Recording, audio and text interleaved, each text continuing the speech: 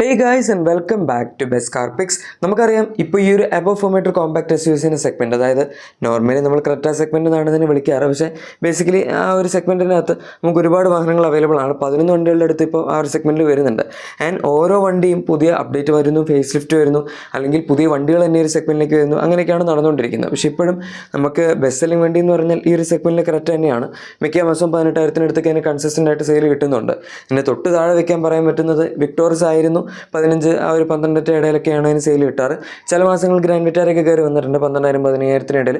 High റൈഡറും ഏകദേശം ആ range വരെ 12,000 വരെയൊക്കെ കയറി വന്നിട്ടുണ്ട്. പക്ഷേ അതിന് മുകളിലായിട്ട് വേറൊരു വണ്ടിക്കും സെയിൽ കിട്ടിയിട്ടില്ല. ആൻഡ് ഇപ്പം നോർമലി 15,000 വിക്ടോറിയസിന് അങ്ങനെ കിട്ടാറില്ല, 12,000 13,000 ഉള്ളൂ. സോ നമുക്ക് ക്രെറ്റ തന്നെയാണ് ഏറ്റവും സെയിലുള്ള വണ്ടി. എന്തായാലും പുതിയ ജനറേഷൻ ക്രെറ്റ ഇനി വരാനും അധികം സമയം ബാക്കിയില്ല. 2027 ഈ വാഹനത്തിൽ ലോഞ്ച് പറഞ്ഞിരിക്കുന്നത്. ഇതിന് മുന്നേ നമ്മൾ ഈ വണ്ടിയുടെ ടെസ്റ്റിംഗ് ഇമേജ് ഒക്കെ ഇഷ്ടംപോലെ കണ്ടിട്ടുള്ളതാണ്. ഇപ്പം നിലവിൽ നമുക്ക് US എന്നുള്ള ഈ വാഹനത്തിന് ടെസ്റ്റിംഗ് ഇമേജാണ് കിട്ടിയിരിക്കുന്നത്. ആദ്യം സൗത്ത് കൊറിയയിലായിരുന്നു സ്റ്റാർട്ട് ചെയ്തിരുന്നത്. ഇവിടെ അങ്ങനെ തുടങ്ങിയിട്ട് ഞാൻ ശ്രദ്ധിച്ചിട്ടില്ല, അറ്റ്ലീസ്റ്റ് അതിന് ന്യൂസൊന്നും വന്നിട്ടില്ല. ഇനിയിപ്പോൾ ഒരു ടെസ്റ്റിംഗ് തുടങ്ങിയെന്നറിയില്ല. പക്ഷേ ഏതായാലും ഇത് US പുതിയ കോന വരുന്നു എന്നുള്ള രീതിയിലാണ് അവർ പറയുന്നത്. പക്ഷേ സംഭവം നമുക്ക് ഇവിടെ കിട്ടാൻ പോകുന്ന പുതിയ ക്രെറ്റയായിട്ട് തന്നെയാണ്. ആൻഡ് പുതിയ സെൽട്ടോസ് നമ്മളെല്ലാവരും കണ്ടതാണ്. അതൊരു ഭയങ്കര ട്രാൻസ്ഫോർമേഷൻ ആയിട്ടുള്ള ചേഞ്ച് ആയിരുന്നു അതിൻ്റെ അകത്ത് അവർ കൊണ്ടുവന്നത്. കാരണം പ്ലാറ്റ്ഫോം മാറ്റി. നമുക്ക് നേരത്തെ K2 പ്ലാറ്റ്ഫോം ആയിരുന്നു, K3 പ്ലാറ്റ്ഫോമായി. K3 പ്ലാറ്റ്ഫോം ആയതുകൊണ്ട് തന്നെ വണ്ടിയുടെ സൈസ് കൂടി. നമുക്കിപ്പോൾ ഈ ഒരു വണ്ടി കണ്ടാൽ പോലും ഇപ്പോഴത്തെ ക്രെറ്റ വെച്ച് കമ്പയർ ചെയ്യുമ്പോൾ അത്യാവശ്യം നല്ല സൈസ് ഡിഫറൻസ് തോന്നുന്നുണ്ട്. സെൽട്ടോസ് ടെസ്റ്റ് ചെയ്ത സമയത്തും ഏകദേശം ഈ ഒരു സൈസ് ഡിഫറൻസ് ഒക്കെ തന്നെ നമുക്ക് തോന്നിയിരുന്നു. കാരണം 4.3 മീറ്റേഴ്സ് ലെങ്ത്തിൽ നിന്ന് ഏകദേശം 4.4 മീറ്റേഴ്സിൻ്റെ പകുതിയോളം വരെ ലെങ്ത്ത് പോയി. അതായത് 100 മില്ലിമീറ്റേഴ്സിനടുത്ത് ലെങ്ത്ത് കൂടി. ആൻഡ് വിഡ്ത്ത് ആണെങ്കിലും അത്യാവശ്യം കൂടിയിട്ടുണ്ടായിരുന്നു. വീൽ ബേസിൽ വലിയ വ്യത്യാസം വന്നില്ല. പക്ഷേ സ്റ്റിൽ നമുക്ക് ആ ഒരു സെഗ്മെൻറ്റിൽ അത്യാവശ്യം നല്ലൊരു സൈസാണ് ഈ രണ്ട് വണ്ടികളും. ഓർ ഇപ്പോൾ നിലവിൽ സെൽട്ടോസും ഇനി വരാൻ ഒന്ന് ക്രെറ്റ ഓഫർ ചെയ്യാൻ പോകുന്നത്. സിയേറ ഒക്കെ നമുക്ക് കിട്ടുന്നുണ്ട്, അതിന് വിഡ്ത്തും ഹൈറ്റും ഉണ്ട്. പക്ഷേ ലെങ്ത്ത് ഈ പറയുന്ന സെൽട്ടോസിനേക്കാൾ കുറവാണ്. വീൽ ബേസ് പക്ഷേ ഈ സെഗ്മെൻറ്റിൽ ഏറ്റവും കൂടുതൽ സിയേറയ്ക്കാണ്. കാരണം ഇതിൻ്റെ പാക്കേജിങ് അത്യാവശ്യം നല്ലതാണ്. എനിവേ ഇതായിരിക്കും നമ്മുടെ പുതിയ ക്രെറ്റയുടെ ഏകദേശം ഡിസൈൻ ഉള്ളത്. അലോയ് വീൽസ് ഒക്കെ ഇതിൻ്റെ അകത്ത് ഇപ്പോൾ ഒരു ടെസ്റ്റിംഗ് മോഡലിന് 19 ഇഞ്ചസ് ഒക്കെയാണ് വരുന്നത്. നമുക്ക് നിലവിൽ ഇപ്പോൾ സിയേറയിൽ മാത്രമേ 19 ഇഞ്ചസ് കിട്ടുന്നുള്ളൂ. ഇവിടെ ഇനി ഹ്യുണ്ടായി കുറച്ചും കൂടെ കൺസർവേറ്റീവായിട്ട് 18 ഇഞ്ച് മതി എന്നുള്ള രീതിയിലേക്ക് പോകാമെന്നറിയില്ല. നോർമലി ആ ഒരു സെഗ്മെൻറ്റിൽ 18 ഇഞ്ച് ധാരാളമാണ്. നമ്മുടെ ഇവിടുത്തെ റോഡ് കണ്ടീഷൻസും അതുപോലെ ഒരുപാട് സൈസ് കൂടി പ്രൊഫൈൽ വരുന്ന ടയർസ് ഇട്ട് കഴിഞ്ഞാൽ ടയർ പൊട്ടാനുള്ള ചാൻസും കൂടുതലാണ്. സോ അങ്ങനെയൊക്കെ നോക്കുമ്പം 18 ഇഞ്ചാണ് നല്ലത്. പക്ഷേ സ്റ്റിൽ എസ്തെറ്റിക്സിലേക്ക് പോകുമ്പോൾ 19 ഇഞ്ച് കുറച്ചും കൂടെ ബെറ്റർ ആയിട്ട് വരും. പ്രത്യേകിച്ച് ഇത്രയും സൈസുള്ളൊരു വണ്ടിയിൽ. സെൽട്ടോസിൽ നമുക്ക് 18 ഇഞ്ച് വീൽസ് വരുമ്പോൾ ഒരു ഇത്തിരി അണ്ടർ ടയർഡ് അല്ലേ എന്നെവിടേക്കോ തോന്നാൻ തുടങ്ങും. പക്ഷേ സിയേറയുടെ കേസിൽ അതില്ല.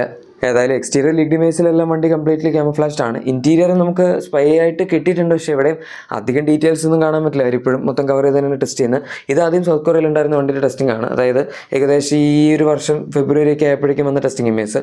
ആദ്യം ഞാൻ കാണിച്ച US ഈ അടുത്ത് 5 ദിവസം മുന്നേ വന്ന ടെസ്റ്റിംഗ് ഇമേജ് ആണ്. ഇതിൻ്റെ അകത്ത് എന്തായാലും വണ്ടിയുടെ ക്യാബിനിൽ വന്നിരിക്കുന്ന ഡാഷ്ബോർഡ് കാണാൻ പറ്റുന്നില്ലെങ്കിലും സീറ്റ്സിൻ്റെ ഡിസൈനിൽ വ്യത്യാസം വന്നായിട്ട് കാണാം. നമുക്ക് ഏകദേശം സെൽട്ടോസിൽ കിട്ടിയിരുന്ന ഒരു പുതിയ ടൈപ്പ് ഓഫ് ഹെഡ്റെസ്റ്റ് വന്നിട്ടുണ്ട്. അതുപോലെ ഇലക്ട്രിക് അഡ്ജസ്റ്റ്മെൻറ്റ് സീറ്റ്സ് രണ്ട് സൈഡിലും വന്നിട്ടുണ്ട്. പിന്നെ ഓവറോൾ ഇതിൻ്റെ ഒരു ഡോർ പാഡ്സിൻ്റെ ഡിസൈൻ അങ്ങനത്തെ കാര്യങ്ങളൊക്കെ എടുക്കുകയാണെങ്കിലും മൊത്തത്തിൽ കുറച്ച് വ്യത്യാസം വന്നായിട്ട് പറയാം. ഓവറോൾ ഈ വാഹനത്തിൻ്റെ സ്പേസിൻ്റെ കാര്യത്തിൽ അത്യാവശ്യം ഇമ്പ്രൂവ്മെൻറ്റ് വരാനുള്ള സാധ്യതയുണ്ട്. കാരണം സൈസ് അവർ കൂട്ടിയല്ലോ. ഈവൻ റിയർ സീറ്റൊക്കെ നമുക്ക് കാണാനാണെങ്കിലും ബാക്കിലത്തെ AC വൻസിൻ്റെ ഡിസൈൻ എനിക്ക് സെയിം ആയിട്ട് തോന്നി. പക്ഷേ അതല്ലാതെ സീറ്റ്സിൻ്റെ ഒരു ലേഔട്ടും സാധനങ്ങളൊക്കെ വ്യത്യാസമുണ്ട്. ആൻഡ് ഓവറോൾ ഈ വാഹനത്തിൽ ഇപ്പോൾ ടെസ്റ്റ് ചെയ്യുന്ന വണ്ടിയിൽ സൺറൂഫ് ഇല്ല. പക്ഷേ ഡെഫിനറ്റ്ലി ഇന്ത്യയിലെ ക്രെറ്റയിൽ അവർ 2020 പാനോറമിക് സൺറൂഫ് കൊടുക്കുന്നതാണ്. ആൻഡ് അത് ആ വാഹനത്തിൻ്റെ വൺ ഓഫ് ദ ഒരു കീ പോയിൻ്റ് ആയിരുന്നു ഏറ്റവും നന്നായിട്ട് സെയിൽസ് വരാനായിട്ട്. സോ ഈ വണ്ടി ഇന്ത്യയിൽ ഇറക്കുമ്പോൾ ഉറപ്പായിട്ടും സൺറൂഫ് കൊടുക്കും എന്നുള്ള കാര്യത്തിൽ യാതൊരു സംശയം വേണ്ട. പിന്നെ ഇതിനൊക്കെ പുറമെ തന്നെ പുതിയൊരു പവർ ട്രെയിൻ ഓപ്ഷൻ വരാൻ പോകുന്നത് നമ്മുടെ ഈ ലേറ്റസ്റ്റ് ജനറേഷൻ ക്രെറ്റയിലായിരിക്കും. അതായത് ഹൈബ്രിഡ് പവർ ട്രെയിൻ ഓപ്ഷൻ.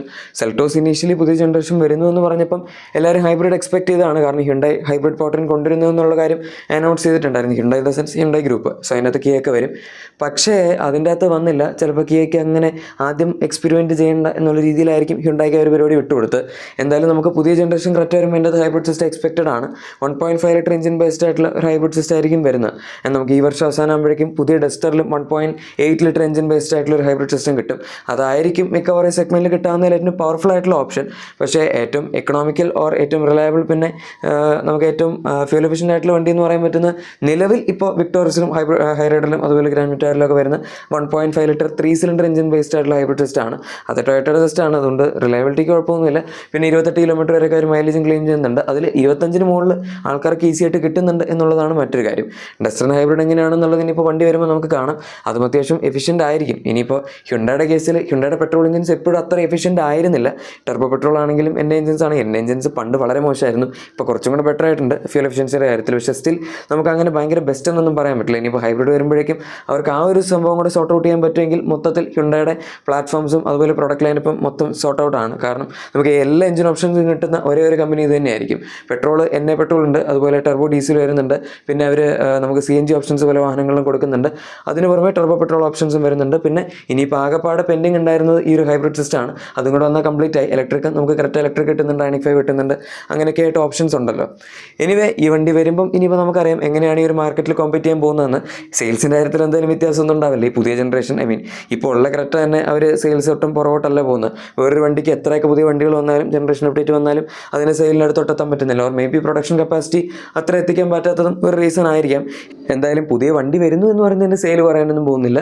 വണ്ടി വന്നാൽ ഏകദേശം ഇത്രയൊക്കെ തന്നെ ആയിരിക്കും ഒരു പ്രൊഡക്ഷൻ കപ്പാസിറ്റിയും വെക്കുന്നത്. സോ നമുക്ക് പുതിയ ജനറേഷൻ വന്നു എന്ന് പറയുന്നത് സെയിൽ ഇൻഫാക്ട് കൂടാൻ പോകുന്നുണ്ട് എന്നും എനിക്ക് തോന്നുന്നില്ല. ചിലപ്പോൾ ബുക്കിംഗ്സ് ഒക്കെ കൂടുമായിരിക്കും, പക്ഷേ മാക്സിമം ഒരു കമ്പനിക്ക് ഒരു പ്രൊഡക്ഷൻ ലിമിറ്റ് ഉണ്ടല്ലോ, അതൊക്കെ വെച്ചിട്ടാണ് അവർ ഇപ്പോൾ ഓപ്പറേറ്റ് ചെയ്യുന്നത്. എനിവേ എന്താണ് നിങ്ങൾക്ക് ഇതിനെപ്പറ്റി പറയേണ്ടതെന്ന് തീർച്ചയായും താഴെ കമൻസിൽ പറഞ്ഞേക്കാം. അതുപോലെ നിങ്ങളുടെ എക്സിസ്റ്റിംഗ് വാഹനത്തിന് എന്തെങ്കിലും ആക്സസറീസോ ക്ലീൻ പ്രോഡക്ട്സ് ഒക്കെ ആണെങ്കിൽ നമ്മുടെ ഡിസ്ക്രിപ്ഷനിലെ പ്രോഡക്ട്സ് തീർച്ചയായും ചെക്കൗട്ട് ചെയ്തേക്കാം.